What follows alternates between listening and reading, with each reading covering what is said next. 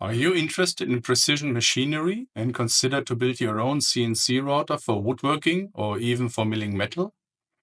In this video, I will explain the most important criteria for selecting the correct bolt screws for a hobby CNC router and will show you how to mount them correctly. And if you want to know how to assemble a perfect and precisely aligned machine bed without having an expensive control surface plate at home, watch till the end. Hello and welcome to my channel. This is part 3 of my DIY CNC router build series. In the last video, I explained why I built such a massive and overkill router out of solid aluminum bars instead of extruded profiles and showed how to mount the linear rails correctly. In case you haven't seen part 1 or 2 yet, I have linked the videos in the description below. Here you can already see me struggling with the 65 kilo heavy sub Assy of the main longitudinal beam in preparation of the assembly of the inner spars of the machine bed frame. I'm just double checking with a straight edge and an 0.05 mm feeler gauge that the massive beam is perfectly straight.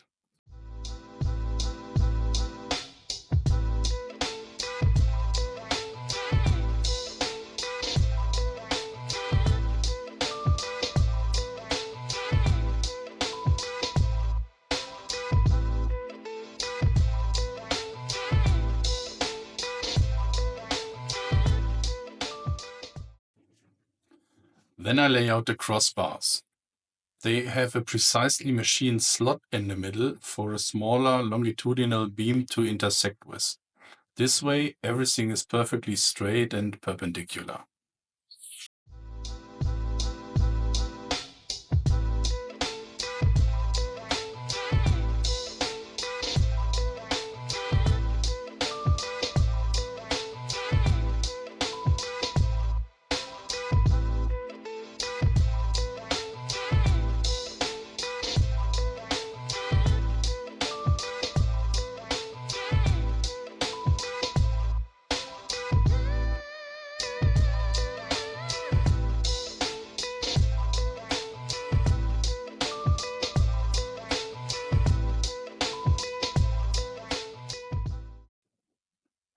The center beam has a slight interference fit and needs to be hammered in place.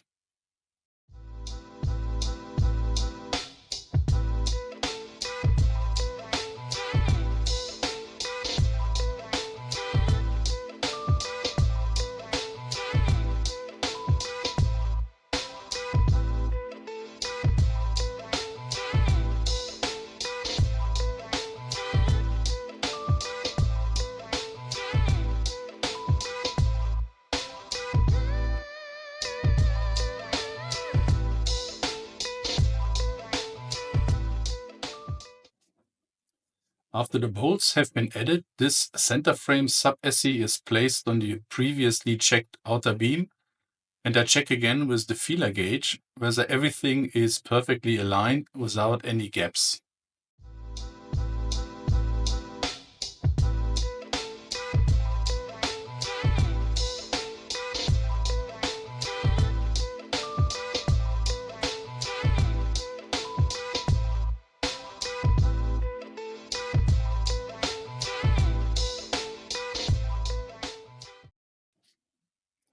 A quick check with the parallel confirms that the front and rear crossbars are flush with the center beam.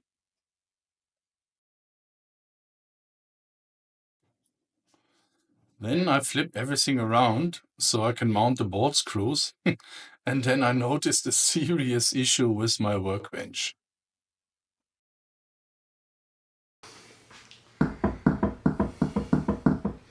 That is my workbench. This is not this here. Yeah. And that is a challenge for the upcoming assembly, but I already have an idea how to solve it. First thing now is to mount the bolt screws. First step for that is to mount the front plate, which holds the loose bearing housings. I place it on 2 gauge blocks to bring it roughly to height and bolt it tight. This is just a preliminary fit, so this step doesn't have to be ultra precise.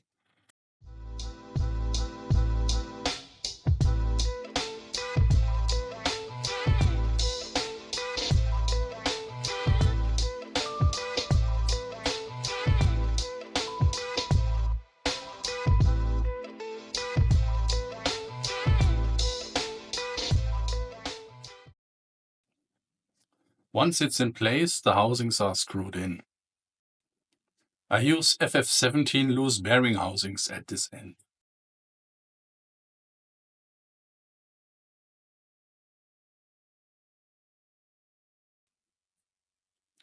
All the fixed and floating bolt screw support units that I use in my builds are from SIG. The cast and machine parts are really top-notch quality, and they come with precision bearings from NSK. I also came to like their motor mounts because they guarantee a perfect alignment between the bolt screw, fixed bearing, coupling, and motor.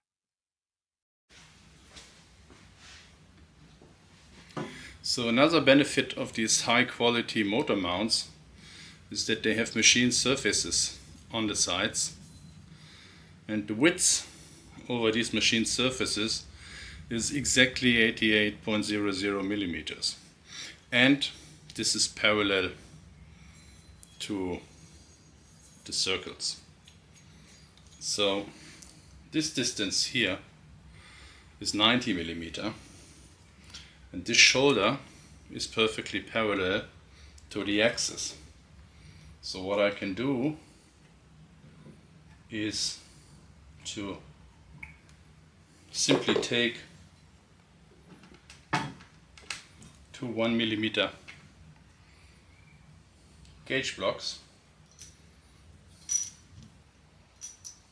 place them here, and my motor mount is perfectly parallel to the axis. So this saves a lot of time when it comes to alignment of these components. So yes, they are a little bit more expensive, but that pays off during the assembly.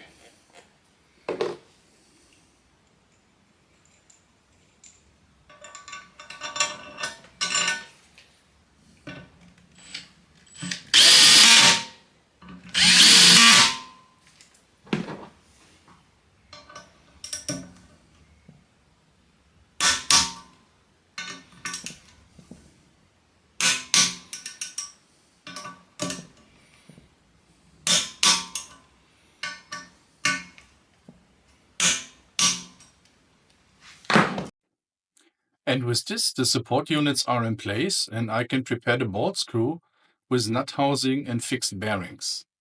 I use an FK820 unit on a 25 millimeter bolt screw with 10 millimeter pitch. And this brings me to the subject of how to select the correct bolt screw for a DIY project. Each manufacturer has plenty of formulas for selection and lifetime calculations in their manuals, and most of them are irrelevant for us, because almost every bolt screw beyond 16 millimeter diameter is hopelessly over-engineered for the forces and loads our hobby machines can generate. But there's one important value to consider, and that is the critical speed of the bolt screw to prevent resonance and therefore dangerous vibrations. The critical speed is a function of the core diameter, the unsupported length, and the mounting method. There are formulas to calculate this, but most manufacturers have as well logarithmic diagrams for an easy visual selection. And the usual mounting method on a hobby router is one fixed and one floating end. The unsupported length is given by the size of the machine and the respective axis.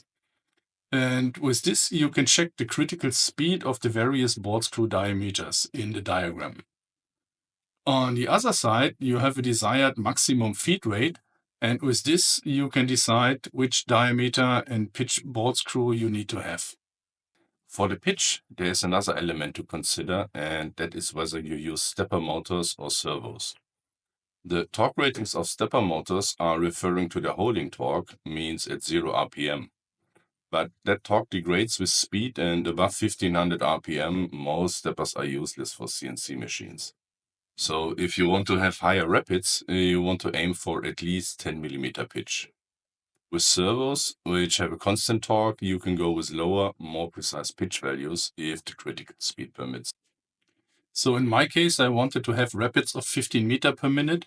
And as you can see, I ended up with 2510 on the long x-axis, 2005 on the gantry, and 1605 bolt screw on the z-axis.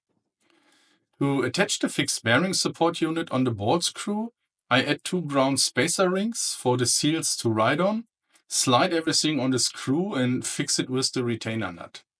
I use a special pair of pliers for that with smooth jaws so I cannot mar the screw profile. In addition, I grab the screw right in front of the housing where the nut will not go.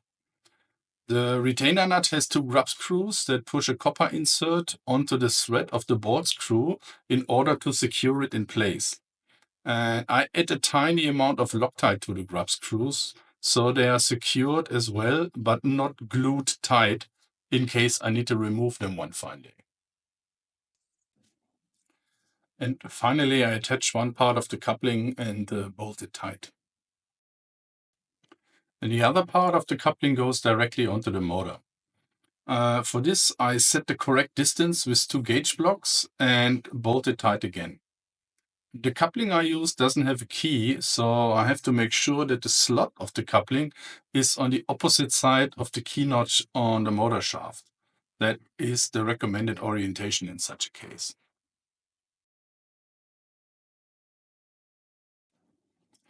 Then the motor is bolted to the mount, the spider disc added to one half of the coupling, and the entire pre-assembled bolt screw is pushed in place. During this process, I slide the floating bearing in place and secure it with a circlip once the fixed bearing support is bolted down. The fixed end of the bolt screw is now complete and already properly aligned because of the perfect alignment of the motor mount.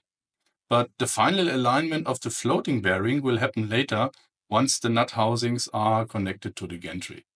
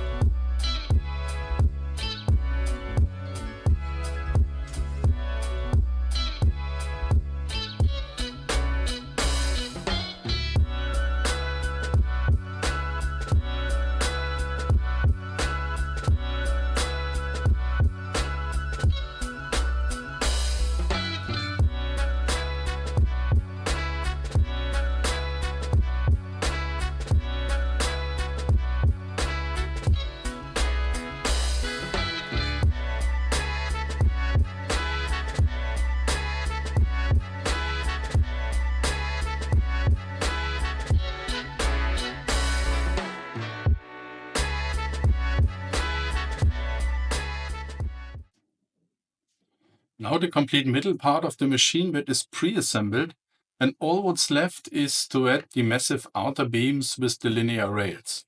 For this, I flip the middle part and raise everything on wooden blocks to get it roughly to the correct height.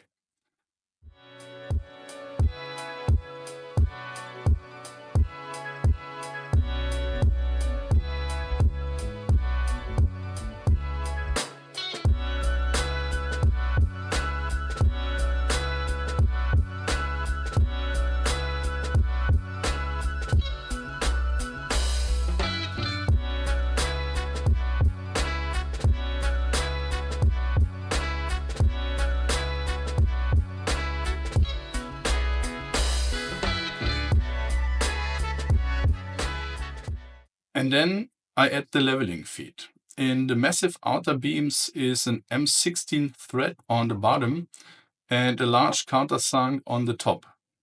The leveling feet have a hexagon in the shaft, and this makes it really easy to adjust everything from the top.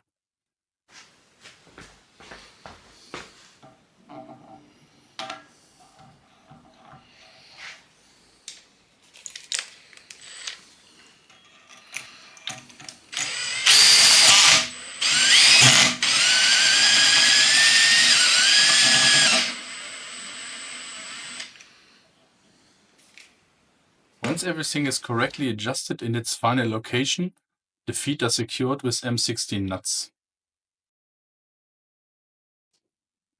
And now the fun part begins.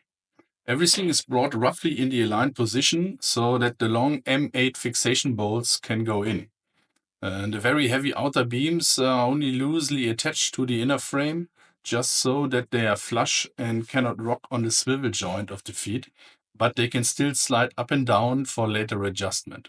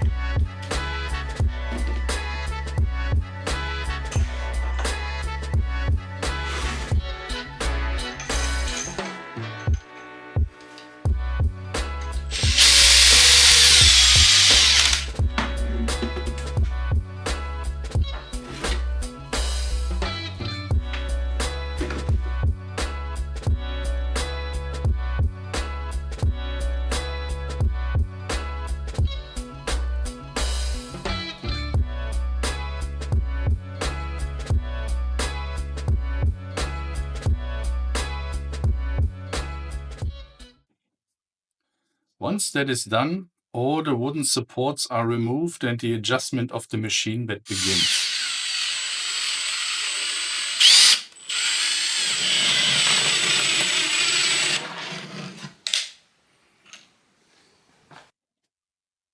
As I have said, the benchtop over my IKEA cabinets is not super flat, but with this design it does not really matter. Important is that before I tighten everything down, the linear rails are in a perfect level plane. And I have already established in the last video that the rails are perfectly parallel to the top of the beams and that the beams are dead flat. They are basically a straight edge. So what I do now is to align them with a precise machinist level. They are not too expensive, but the cheaper ones need some TLC before they work fine. I got mine in the company liquidation, and it is a rather heavy cast iron, old but fine piece of measuring equipment. The process is tedious, iterative, and repetitive. You basically go round and round until you have all four sides of the square in the perfect level.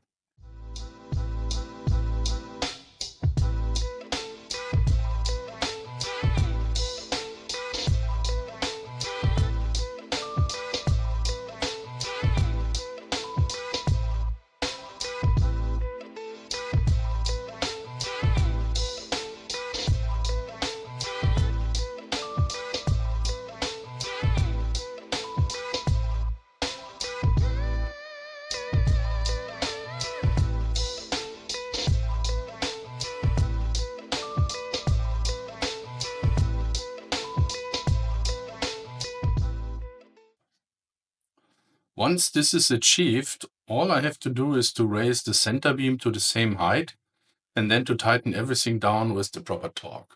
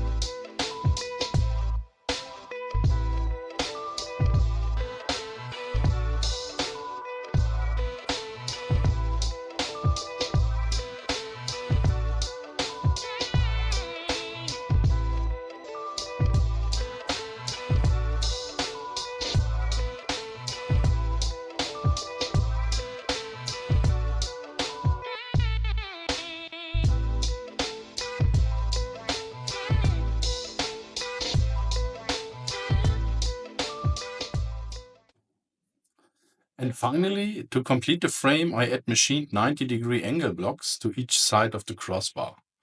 This is to further reinforce the entire structure.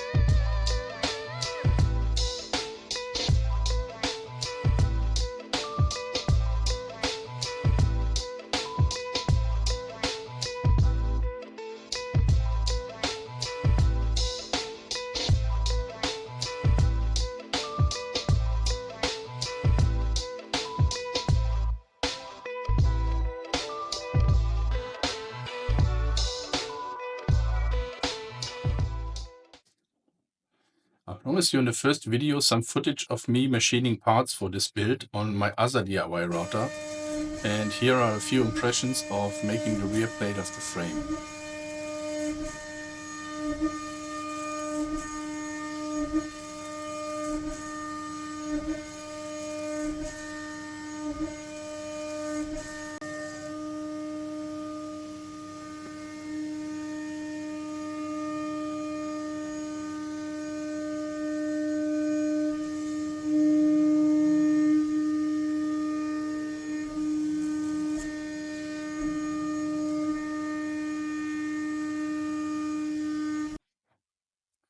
The part is assembled, again using gauge blocks to bring it to the correct height before fixing the bolts.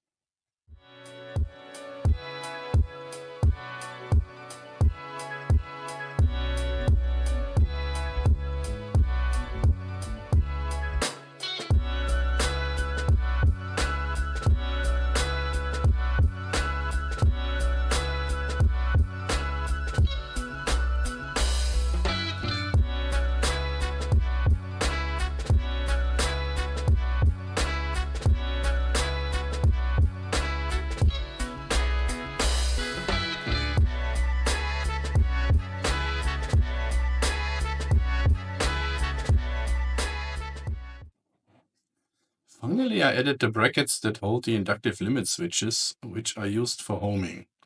There are two, one for each ball screw, and they are activated by the nut itself. The gantry squaring is done in Eding CNC software and is really easy to do. And this is just a preliminary fit.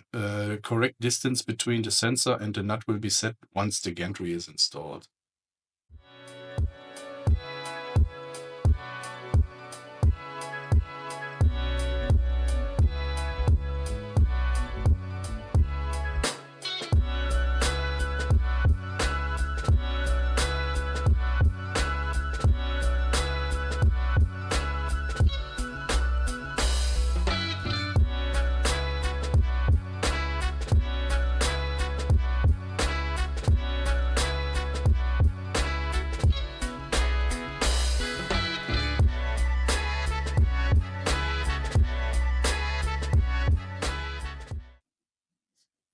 Last but not least, I printed two covers for the integrated driver of the 440-watt JMC servos so that the electronics are protected from dust.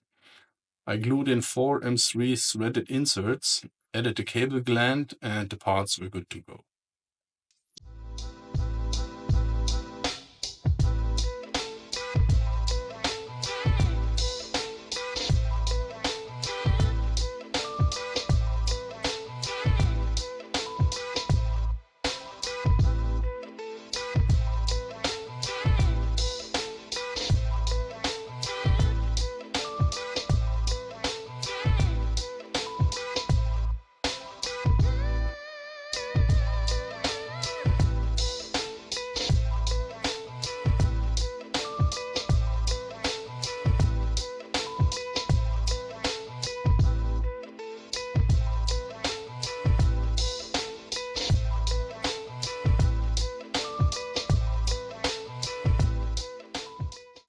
The assembly of the cover is rather easy.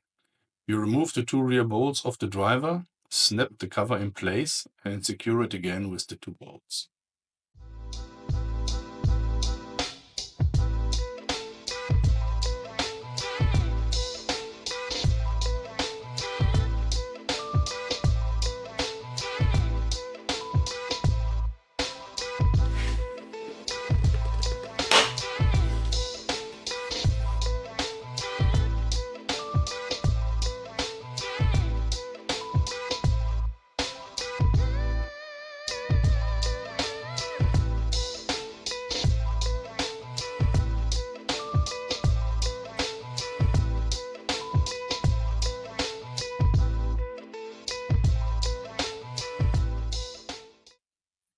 And with this, the frame of the machine bed is complete. In the next video, I will show you how to design and build an ultra-rigid gantry with integrated stiffen and ribs, and we see first movements. If you like the design, give the video a thumbs up, subscribe to the channel, and hit the notification bell. Stay tuned and see you next.